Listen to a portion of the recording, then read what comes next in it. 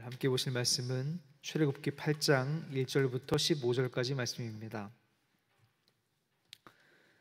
제가 가진 성경책은 92쪽, 구약성경 92쪽 출애굽기 8장 1절부터 15절까지 말씀입니다.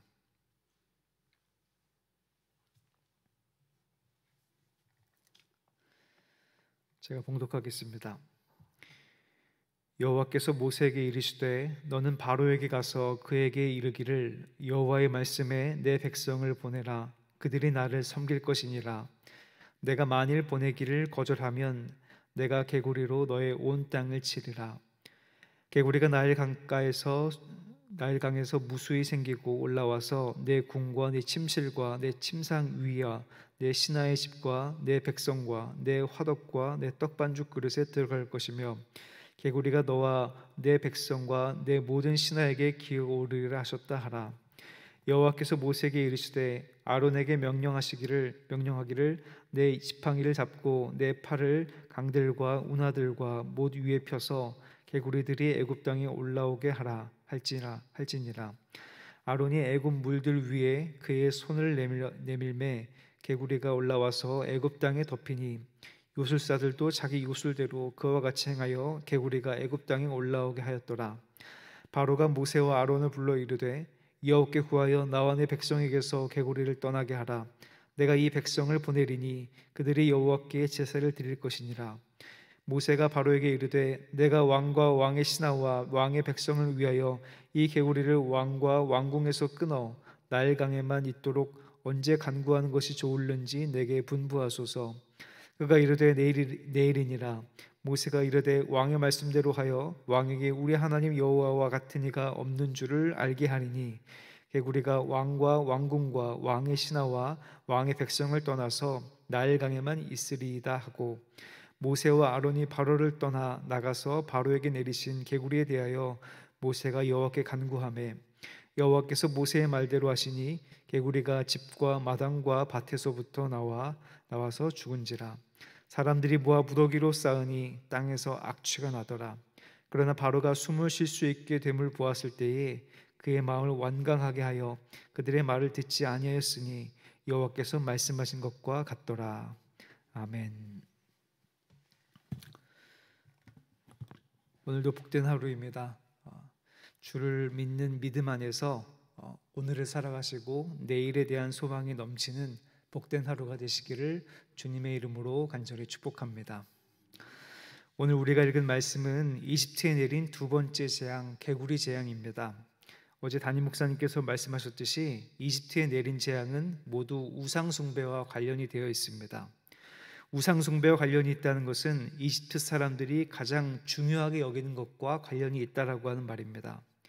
이것을 오늘날에도 그대로 적용할 수가 있습니다. 왜냐하면 그때 이집트 사람들이나 지금 우리들이나 사람의 욕망이 크게 다르지 않기 때문입니다. 그리고 그 욕망은 오늘도 역시 우상 숭배로 똑같이 표현되고 있기 때문에 그렇습니다. 개구리의 상징은 풍요의 여신 헤커트를 의미합니다. 바로와 이집트 사람들은 산모들이 아이를 낳는 것이나 동물들이 새끼를 베는 것, 식물들이 결실하는 것 모두 바로 헤커트 여신의 도움이 있다고 믿었습니다. 그들에게 풍요로움은 다른 어떤 것의 도움이 아니라 바로 이 여신의 도움이었습니다. 하지만 이스라엘 사람들은 야훼 하나님께서 모든 동물과 식물에 생명을 주고 또 자라날 수 있게 하시며 양식을 주시는 분이라고 믿고 있었습니다. 모든 만물을 주관하시는 분, 그래서 모든 것의 주인이 되시는 분이 바로 하나님이셨다라고 하는 겁니다. 결국 하나님께서는 모세를 통하여 개구리를 엄청나게 불어나게 하셨습니다. 개구리들은 이집트 사람들의 생활 깊숙한 곳까지 침투하였습니다. 침실, 침상, 화덕과 떡반죽 그릇 어딜 가도 개구리를 볼 수 있었고 그들의 생활을 방해했습니다. 풍요의 상징이 아니라 하루아침에 골칫덩어리로 전락하였습니다. 개구리는 얼마 지나지 않아 죽고 죽은 개구리들을 쌓아두었는데 이번에는 개구리들로 인해서 악취가 풍겨왔습니다. 생활을 방해하고 악취를 풍기는 모습, 그 어디서도 그 모습에서 풍요의 모습을 찾아볼 수 없게 된 것입니다. 그 일은 하나님께서 하신 일이었습니다. 하나님의 권능 앞에서 헤커트 여신의 상징을 완전히 그 바닥까지 드러내었습니다. 사람이 만들고 사람이 바랬고 사람의 욕망이 투영된 그저 상징에 불과했던 것입니다. 구약에서 최고의 신앙 고백은 천지를 만드신 하나님에 대한 고백입니다. 모세 오경에만 나온 고백뿐 아니라 욥이 하나님을 만났을 때도 그렇게 고백하고 있고 또 요나도 그런 고백을 하고 있습니다. 요나서의 말씀을 한번 읽어드리겠습니다. 요나서 1장 9절 말씀입니다. 그가 대답하되 나는 히브리 사람이요 바다와 육지를 지으신 하늘의 하나님 여호와를 경외하는 자로다. 바다와 육지를 지으신 하늘의 하나님이라고 하는 고백이 신약 성경에 주는 그리스도 살아계신 하나님의 아들이십니다라고 하는 고백과 동일한 위치의 고백입니다.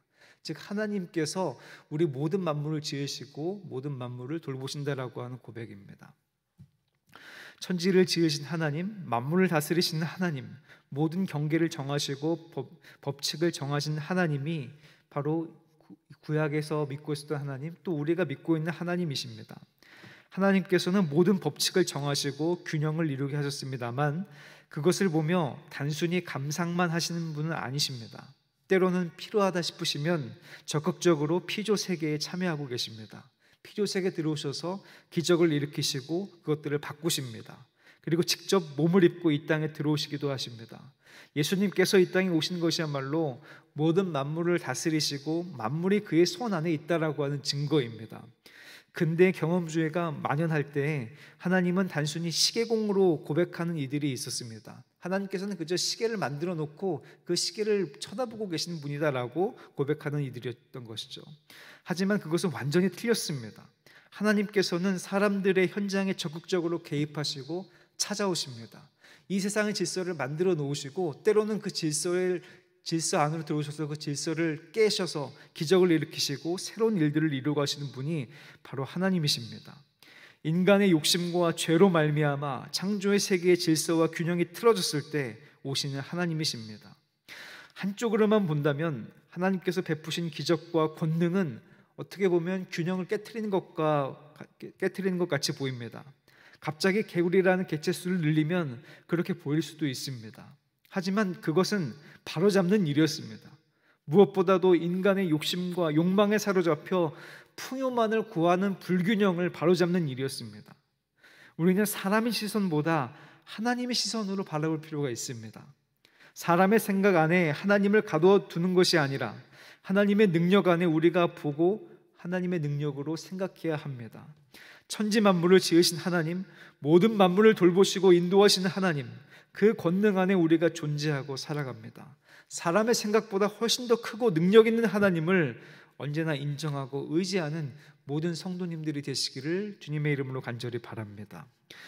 이러한 재앙을 물러가게 하는 것 역시 하나님께서 하실 수 있는 일이었습니다. 그러나 그 일은 모세를 통해서 이루어졌습니다. 모세가 간구해서 이루어졌습니다. 바로는 모세를 불러서 개구리들을 사라지게 해달라고 요청하였고 이스라엘 백성들을 보내주겠다는 거짓된 약속을 하였습니다.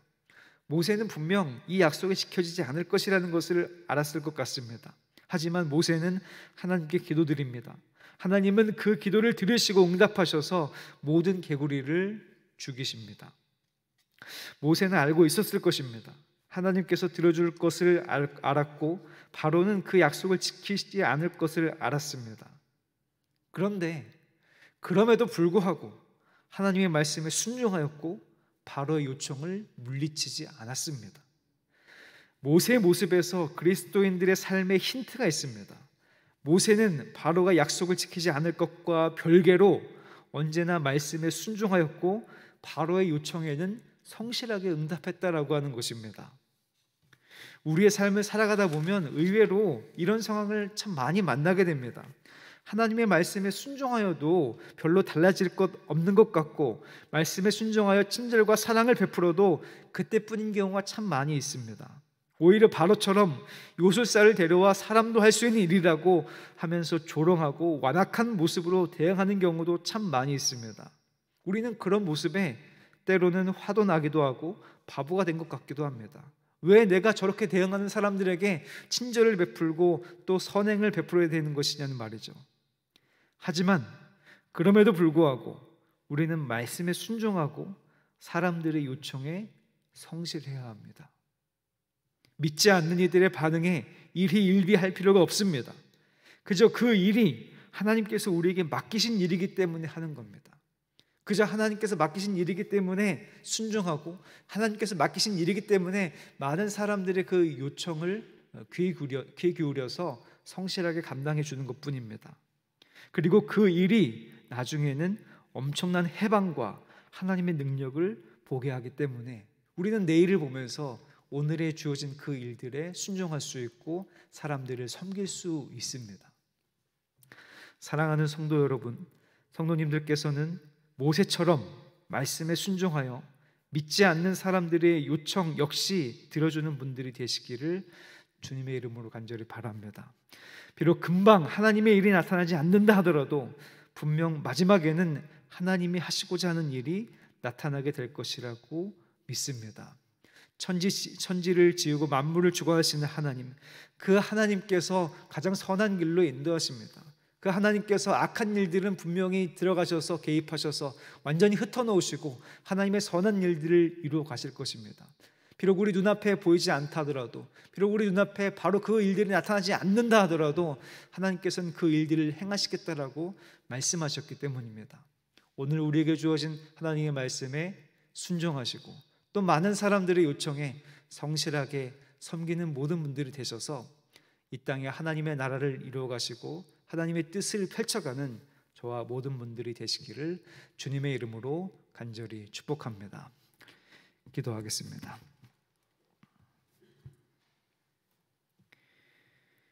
은혜로우신 아버지 하나님, 우리 사람들은 예전이나 지금이나 똑같아서 그 욕심을 채우기 위해서 많은 우상들을 만들고 그 우상을 섬기기도 합니다. 주님, 우리들 마음 가운데 찾아주셔서 그 우상들을 회파시켜 주시옵고 또 하나님만을 의지하는 삶이 될 수 있도록 주님 인도하여 주시옵소서. 하나님을 의지하여서 가장 좋은 것이 무엇인지, 가장 훌륭한 것이 무엇인지, 천지를 지으시고 돌보시고 만물을 인도하시는 분이 누구신지를 꼭 기억하고 그 하나님을 의지하는 모든 이들이 될 수 있도록 주님 인도하여 주시옵소서. 그래서 하나님을 찬양하고 하나님을 높이며 하나님을 의지하는 삶이 될 수 있도록 주님 인도하여 주시옵소서. 주님께서 세우신 우리 수표교교회가 하나님께서 기뻐하시는 교회, 또 하나님을 진심으로 섬기고 찬양하는 교회, 정말 기도함으로 말미암아 기도의 응답을 받는 교회가 될 수 있도록 주님 인도하여 주시옵소서. 비록 지금은 눈물 흘리면서 씨를 뿌려야 될 때이지만 하나님, 우리 교회에서 기쁨으로 단을 거둔 일이 나타날 수 있도록 주님 인도하여 주시옵소서. 내일을 바라보며 하나님의 말씀에 순종할 수 있도록 인도하여 주시옵고, 순종함으로 기쁨 가운데, 감사함 가운데, 소망 가운데 나아가는 모든 성도들이 될 수 있도록 주님 인도하여 주시옵소서. 세우신 담임 목사님 기억하여 주셔서 성령의 충만한 능력을 더하여 주시옵고, 그 말씀에 힘이 있고 능력이 있어서 말씀을 듣는 이들마다 주님께 돌아오는 역사가 일어날 수 있도록 인도하여 주시옵소서. 세우신 부목사님들, 전도사님들에게도 동일한 은혜를 더하여 주시옵고, 세우신 장로님들, 권사님들, 집사님들께 더욱더 큰 은혜와 소망을 더하여 주셔서 말씀에 순종하는 이들, 그리스도의 향기를 내뿜는 이들, 또 그리스도를 닮아가는 이들이 될 수 있도록 주님 함께 하시고 붙잡아 주시옵소서. 아직 직분받지 못한 이들에게는 더 큰 소망을 주셔서 직분받아 섬길 수 있는 마음도 허락하여 주시옵소서. 주님, 우리 교회 안에 어려움 당하고 있는 이들, 괴로워하고 있는 이들, 육신의 고통 가운데 질병으로 병중에 있는 이들이 있습니다. 주님 기억하여 주시고 만져주시고 치료하시고 회복시켜 주셔서 하나님의 은혜 가운데 하나님의 인도하심을 경험하는 시간이 될 수 있도록 인도하여 주시옵소서. 마음의 아픈 상처에 손을 얹어주시고 몸의 아픈 곳에 하나님 만져주셔서 치유함으로 감사할 수 있도록 인도해 주시옵고, 치유함으로 하나님의 살아계심을 증언하는 주님의 귀한 증인들이 될 수 있도록 하나님 붙잡아 주시옵소서. 하나님, 우리 수표교회에 속한 어린아이부터 노인에게까지 주님 함께해 주셔서 모든 이들을 붙잡아 주시고 함께해 주시옵소서. 특별히 교회학교와 또 청년들을 위해서 기도합니다. 우리 교회학교와 청년들에게 함께해 주셔서 하나님 정말로 주님을 의지하는 세대가 될 수 있도록 인도해 주시옵고, 믿음으로 승리하는 세대, 하나님을 의지하는 세대로 아버지 성장할 수 있도록 주님 붙잡아 주시고 함께하여 주시옵소서. 주님 앞에 나올 때 귀한 예물 드리는 이들이 있습니다. 이 예물 주님께서 기뻐 받아 주시옵고 이 예물이 쓰이는 곳마다 생명이 살아나게 해 주시옵고 하나님의 뜻이 펼쳐지게 도와주시오며 하나님의 나라와 영광이 드러날 수 있도록 주님 인도하여 주시옵소서. 이 소원과 예물에 담겨있는 소원과 간구를 기억하여 주시옵고 하나님께서 보시기에 가장 아름다운 길, 하나님께서 보시기에 가장 좋은 길로 인도하시고 붙잡아 주시고 함께하여 주시옵소서. 하나님, 오늘 하루를 주님 앞에 맡깁니다. 오늘 하루가 주님께서 기뻐하신 하루가 될 수 있도록 인도하여 주시옵소서. 어디를 가든지 무엇을 하든지 누구를 만나든지 간에 하나님의 선하신 계획과 인도하심을 신뢰하며 주님께 순종할 수 있도록 인도하여 주시옵고 또 사람들의 요청에는 성실하게 섬김으로 말미암아 주님의 뜻을 드러내는 모든 성도들이 될 수 있도록 주님 인도하여 주시옵소서. 주님께서 함께 하실 것이라 믿고 감사드리오며 존귀하신 예수 그리스도 이름으로 간절히 기도하옵나이다. 아멘.